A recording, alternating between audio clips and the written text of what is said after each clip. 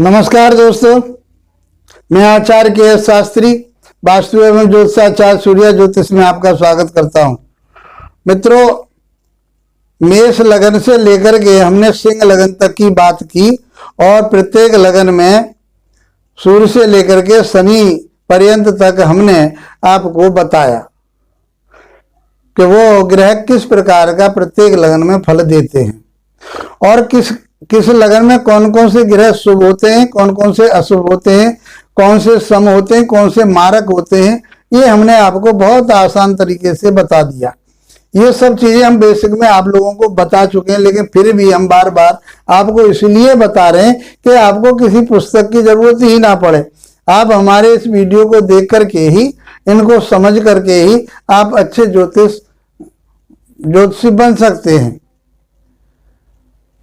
मित्रों, आज जो हमारी चर्चा रहेगी वो कन्या लगन की रहेगी। आज कन्या लगन हम प्रारंभ कर रहे हैं और कन्या लगन में सूर्य से लेकर के शनि पर्यंत तक आपके लिए हम उनके फलित के बारे में बात करेंगे। तो आइए मित्रों, समझते हैं कन्या लगन में कौन कौन से ग्रह शुभ होते हैं, कौन कौन से अशुभ होते हैं। ये पहले भी बता चुके हैं, फिर भी बार बार हम साथ साथ बताते चल रहे हैं ताकि आप इसको समझ सकें। अध्याय 193 में कन्या लगन की बात हो रही है। तो हमने जो सिद्धांत बताए थे कि लगने सदैव शुभ फल देता है, तो शुभ हो गया। और त्रिकोण के जो स्वामी होते हैं वो भी शुभ फल देते हैं। केंद्र के जो स्वामी होते हैं वो अशुभ ग्रह हैं तो वो अशुभता खो देते हैं, और शुभ ग्रह हैं तो वो शुभता खो देते हैं, अर्थात न्यूट्रल हो जाते हैं, वो सम हो जाते हैं। यदि उनका संबंध केंद्र का त्रिकोण का बन जाए तो वो राजयोगकारी बन जाते हैं। ये हम बहुत आसान तरीके से आपको बता चुके हैं। उनको बार बार देखिए। आप यदि ज्योतिष सीखना चाहते हैं, उसका लाभ उठाना चाहते हैं, तो हमारे 100 तक के वीडियो कम से कम आप देख लीजिए। उसमें हम सारी बातें आपको बता चुके हैं। बाकी अभी हमारा ये बेसिक चल रहा है। बेसिक में हम एडवांस की तरफ को चल रहे हैं और आगे बढ़ चुके हैं। तो ये मान के चलिए आज भी हम जो है बेसिक ही पढ़ रहे हैं। और ज्योतिष एक वेदों का अंग है। इसको इतना आसान नहीं समझा जा सकता कि इसको इतना जल्दी समाप्त किया जाए। ये तो अभी बहुत सारे एपिसोड हमारे आएंगे, बहुत सारी वीडियो आप लोगों तक आएंगे। हम चाहेंगे कि आपको अच्छा ज्योतिष बना सके हम। मित्रों, इसमें हम देखें कन्या लगन में तो कौन सा कन्या का स्वामी कौन होता है? बुध होता है। तो एक तो कौन शुभ ग्रह कौन हो गया? बुध हो गया। दूसरा त्रिकोण का स्वामी है, ये श्रेष्ठ त्रिकोण कहा गया है, तो शुक्र इसको शुभ माना गया। और तीसरे त्रिकोण का स्वामी कौन है? वो शनि है, जबकि शनि छठे का भी स्वामी है। तो दूसरी राशि का भी ध्यान रखना पड़ता है। तो इस तरह से ये क्या हो गया, लेकिन कहा यही गया कि त्रिकोण के स्वामी शुभ फल देते हैं। तो शुभता इसकी अधिक रहेगी, अशुभता इसकी अशुभ रहेगी, अशुभता कुछ कम रहेगी। तो ये मान के चलते हैं कि बुध, शुक्र और शनि ये शुभ ग्रह हो गए। और इसके अलावा इसके जो विपक्ष के ग्रह हैं जो हम बता चुके हैं, दानव दल और देव दल, तो उसमें चंद्रमा और मंगल कौन सा 3, 6 और 11वें भाव के जो स्वामी होते हैं वो अशुभ माने जाते हैं। लेकिन सिद्धांत में ये भी कहा गया है कि 3, 6, 11 के जो स्वामी हैं वो शुभ हैं तो वो शुभता देंगे, और अशुभ हैं तो वो अशुभ फल देंगे। ये मान के आप चलिए, शुभता की तरफ को ज्यादा लेके चलेंगे हम शुभ फल की, शुभ ग्रह के लिए। इस प्रकार के लिए 6, 8 और 12 के जो स्वामी होते हैं वो अशुभ फल देते हैं। ये बहुत आसान तरीके से हमने आपको सिद्धांतों में लिखवा दिया है। उनको पढ़िए, वो सिद्धांत है ज्योतिष का फलित करने के लिए। तो इसमें सूर्य जो है सम हो गया। हमने ये भी बताया था कि दूसरे और 12वें भाव के स्वामी की दूसरी राशि जिस भाव में होती है उसके अनुसार वो फल देते हैं। वो शुभ माने जाते हैं, अशुभ माने जाते हैं। तो इसको हम क्या कहें, शुक्र त्रिकोण का स्वामी, इसलिए शुभ हो गया। यहाँ का इसकी दूसरी राशि नहीं है तो इनको सम मानते हैं, इसलिए दूसरे जहाँ राशि बैठती है उसके आधार पर ये फल देते हैं। ये हम आपको बता चुके हैं। तो सूर्य यहाँ 12वें घर का स्वामी हो गया, तो 12वां घर अशुभ माना गया, क्योंकि इसकी सूर्य की दूसरी राशि है ही नहीं। तो इसलिए इसको क्या कहेंगे, ये व्यय भाव का हो गया स्वामी, तो ये अशुभ ही फल देगा। तो इसको हम अशुभता में ले जाएंगे। सूर्य सम, जबकि वो समभाव होता है, लेकिन इसका फल जो है क्यों अशुभ रहेगा, क्योंकि ये नैसर्गिक रूप से कैसा ग्रह है? ये नैसर्गिक रूप से जो ग्रह है ये हमारा ये क्रूर ग्रह है, अशुभ ग्रह है, अशुभ ग्रह है, क्रूर मानते हैं इसको। और लग्नानुसार कैसा है? लग्न के अनुसार 12वें घर का स्वामी है, तो यहां से भी ये कैसा हो गया? अशुभ हो गया। अब इसमें कहा है तीसरी बात में कि मित्र क्षेत्री बैठा है तो वो उस हिसाब से फल करेगा, शत्रु क्षेत्री बैठा है तो उस हिसाब से फल करेगा। इन फलित में इन 3 चीजों को लगा करके चलें और लगन के अनुसार शुभ और अशुभ फलों को देख लें आप, तो मैं कहता हूं कि बहुत आसान तरीके से आप फलित कर पाओगे। तो आज जो इसमें हम बात कर रहे हैं वो सूर्य देव की कर रहे हैं। पहला ग्रह हमारा सूर्य देव माना गया है, तो सूर्य की बात कर रहे हैं। लगन में यदि सूर्य आपकी जन्म पत्रिका में बैठा हुआ है, स्थित है, तो वो किस प्रकार के परिणाम देगा? तो सूर्य को क्या कहा है? 12वें भाव का, व्यय भाव का स्वामी। कहां बैठ गया? लगन में बैठ गया, उसके व्यक्तित्व में बैठ गया। यदि हम काल पुरुष की बात करें तो 5वें भाव का भी स्वामी होता है, उसको भी ध्यान में रखना चाहिए। तो इस प्रकार से अब आप बता सकते हो कि उसका जो व्यक्तित्व किस प्रकार का होगा। सूर्य लगन में यहां पर वो कारक भी होता है, तो कारक के आधार पर सूर्य के पास जो जो चीजें, वो क्रूर होता है, तेजस्वी होता है, पराक्रमी होता है, आत्मबल उसमें बहुत होता है, तो यहां बैठ करके वो उसके अपने कारक के हिसाब से जो उसके कारकत्व उसके आधार पर यहां फल देगा। और फिर वो सूर्य किसके घर में बैठा हुआ है?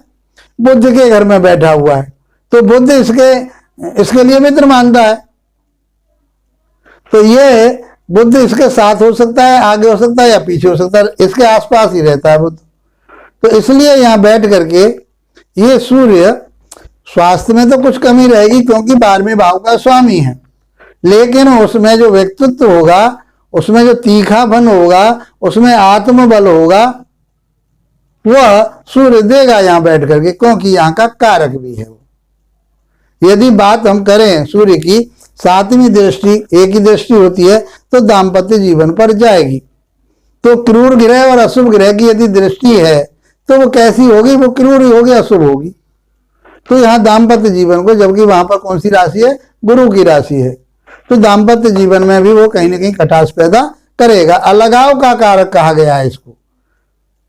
यदि और भी ग्रह की, किसी की शनि की या राहु की और दृष्टि 7वें भाव पर आ जाए, तो हम क्या कह सकते हैं कि उसका दाम्पत्य जीवन बहुत ज्यादा बिगड़ जाएगा, यहां तक कि तलाक होने की संभावना हो जाएगी। मित्रों, यदि आपकी जन्म पत्रिका में सूर्य 2nd भाव में बैठा हो, वाणी भाव में बैठा हो, कुटुंब में बैठा हो, तो यह दाहिनी आंख को, क्योंकि दाहिनी आंख मानी गई है, दाहिनी आंख के लिए कहीं ना कहीं परेशानी देगा, उसकी रोशनी में कहीं ना कहीं कमी करेगा। तो 12वें भाव का स्वामी 2nd भाव में पहुंच गया तो वह परिवार में भी विघटन करेगा। उसकी वाणी कैसी होगी? तेजस्वी वाणी होगी, तीखा बोलने वाला होगा। यहां बैठ करके वह अपने परिवार के साथ तालमेल नहीं बना पाएगा, क्योंकि अशुभ ग्रह है, क्रूर ग्रह है। इस प्रकार से यदि हम बात करें 7वीं दृष्टि की, तो वह गुण ज्ञान पर जाएगी। और यहां से बाबा दादा अपने से बुजुर्गों की जो मालियत होती है, जो उनके पास जो धन होता है, उनके पास जो भी वस्तु होती है, उसमें कहीं ना कहीं ये कमी करेगा। यदि आपकी जन्म पत्रिका में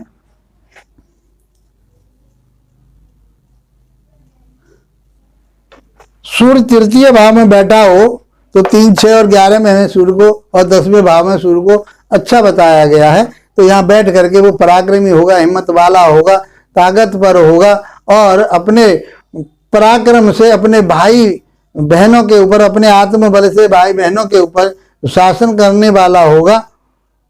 यदि वो किसी खेल कूद में रुझान रखता है तो वह अच्छा खिलाड़ी हो सकता है, अच्छा गेन करने वाला होगा।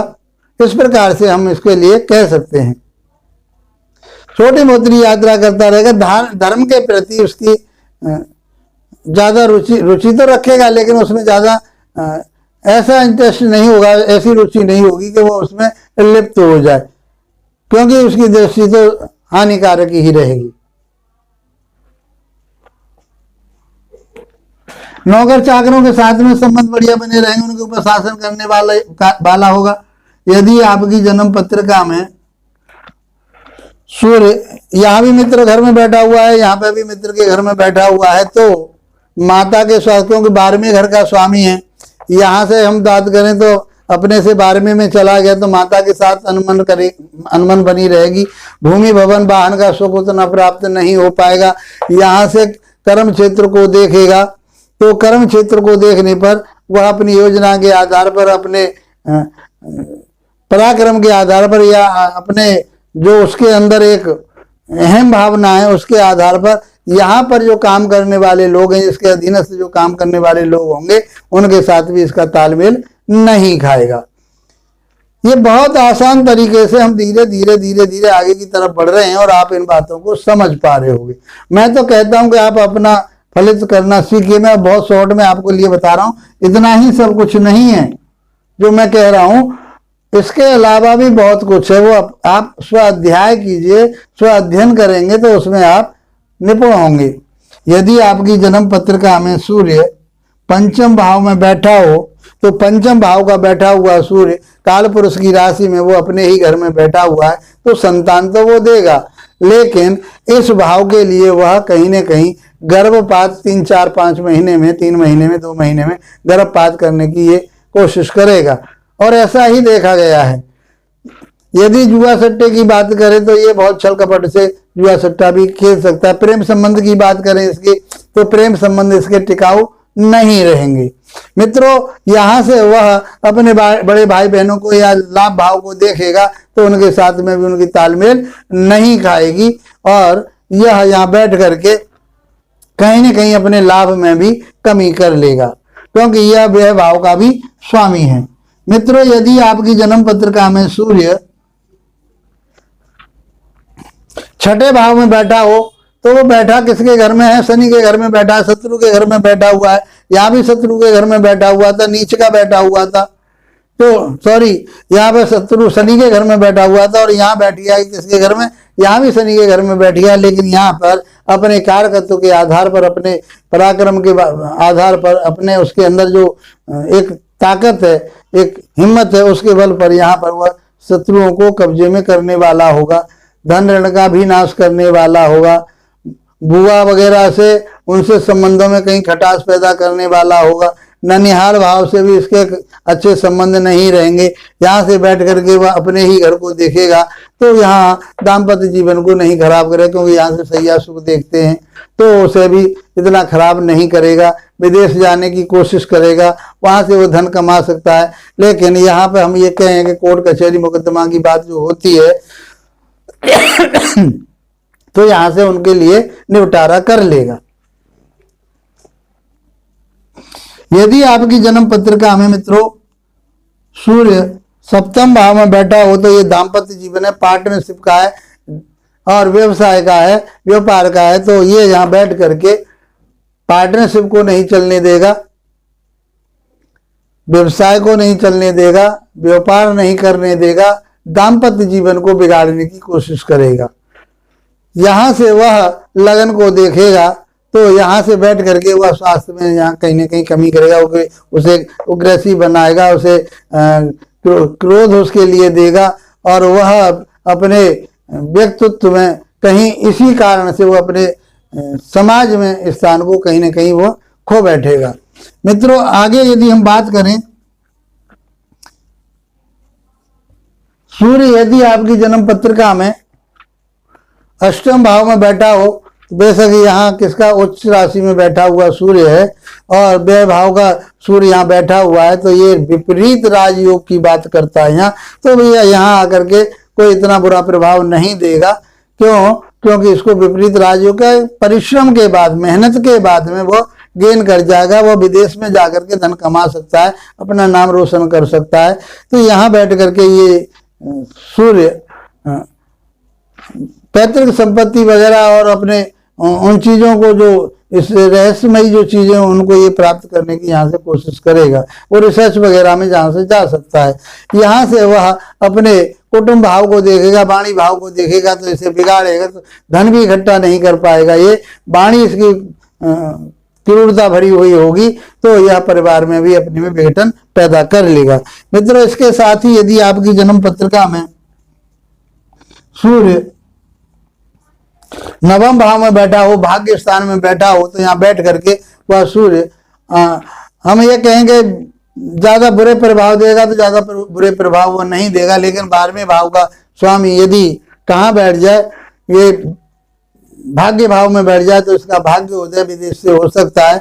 या यहाँ का भाग्य भाव का स्वामी 12वें भाव में बैठ जाए, तो भी ये विदेश से जाकर के अच्छा धन कमा सकता है, उसका भाग्य उदय वहां पर हो सकता है। यहाँ से अपने परिवार को, अपने कुटुंब को देख, अपने छोटे भाई बहनों को देखेगा और पराक्रम वगैरह देखेगा, तो यहाँ पर ये चीजें इसको प्राप्त होगी। लेकिन भाइयों के साथ भी इसकी यहाँ से अनबन हो सकती है।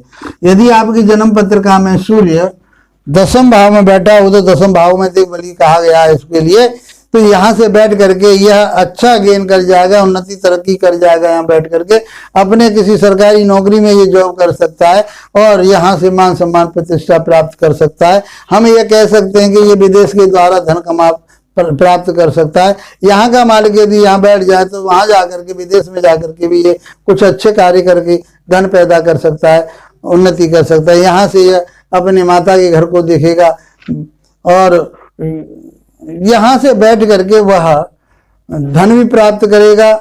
माता के साथ संबंधों में कुछ कमी रहेगी, लेकिन भूमि भवन वाहन को ये प्राप्त कर लेगा, क्योंकि यहाँ बैठा हुआ सूर्य अच्छा परिणाम देता है। तो इसलिए ये 4थे भाव पे जहां दृष्टि जाएगी उसकी, तो 4थे भाव से संबंधित जो चीजें हैं, वस्तु हैं, वो ये प्राप्त आसानी से कर लेगा।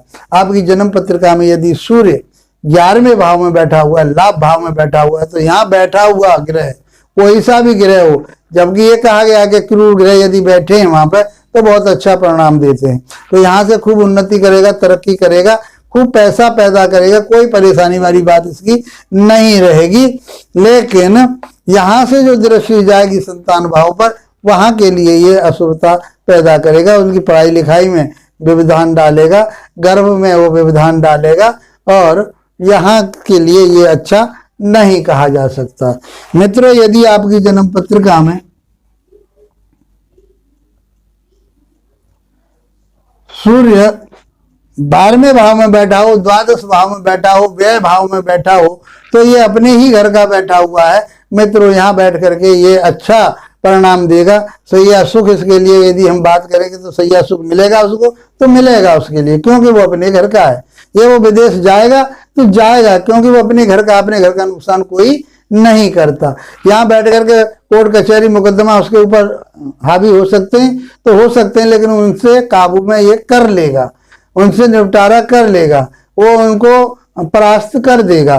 तो मित्रों, इस प्रकार से हम कह सकते हैं। लेकिन यहाँ से बैठ करके यहाँ जो 6ठे भाव पर इसकी दृष्टि जाएगी, तो हम ये कह सकते हैं, क्योंकि इसकी क्रूर दृष्टि है। कुछ लोग कह रहे हैं कि यहाँ पर नहीं, ये यहाँ बैठ करके, यहाँ बैठ करके यहाँ देखेगा, तो इसकी क्रूर दृष्टि रहेगी, तो ये वहां के जो शत्रु हैं इसके, उनको परास्त करने की कोशिश करेगा। ऋण धन की बात हो रही है, उसके लिए स्वास्थ्य इसका ठीक रहेगा। लेकिन कहीं ना कहीं 6ठे भाव का जो प्रभाव है, इसका 6ठे भाव पर जो प्रभाव आएगा, 12वें भाव में कोर्ट कचहरी की बात होती है, तो यहाँ बैठ करके ये इतना बुरा प्रभाव नहीं देगा, क्योंकि अपने घर में बैठा हुआ है। उन सारी चीजों से ये निजात पा जाएगा, आराम से निकल जाएगा, किसी प्रकार की कोई परेशानी इसके सामने यहाँ नहीं हो सकती। मित्रों, बहुत आसान तरीके से मैंने आपके लिए ये सूर्य के कारकत्व के बारे में, सूर्य के फलित के बारे में बताया कि कन्या लगन में सूर्य की क्या स्थिति होती है, नैसर्गिक स्वभाव उसका क्या होता है और लगन के अनुसार उसका क्या स्वभाव होता है, और वो लगन के अनुसार शुभ होता है अशुभ होता है, ये हम सब आपको बहुत आसान तरीके से बता चुके हैं। मित्रों, यदि हमारी ये वीडियो आपको अच्छी लगी, लाभप्रद है, तो इसको लाइक अवश्य कीजिए, अपने मित्रों के पास अवश्य भेजिए, कमेंट्स में अवश्य बताइए हमारे लिए, ताकि हम आपके लिए कोई नई चीजें और आगे लाते रहें। अभी हमारा ये एपिसोड बहुत लंबा चलेगा, मीन पर्यंत तक जाएंगे। अभी हम कन्या लगन पर चल रहे हैं, धीरे धीरे करके हम मीन लगन पर पहुंच जाएंगे। मीन लगन के बाद हम फिर नया टॉपिक और लेंगे, लेकिन ये भी बहुत लंबा टॉपिक है। मित्रों, बहुत आसान तरीके से छोटे छोटे वीडियो में आपको दे रहा हूं, आप इसको समझ पाएंगे और इसका लाभ उठा पाएंगे। इसके साथ आप लोगों का धन्यवाद, नमस्कार।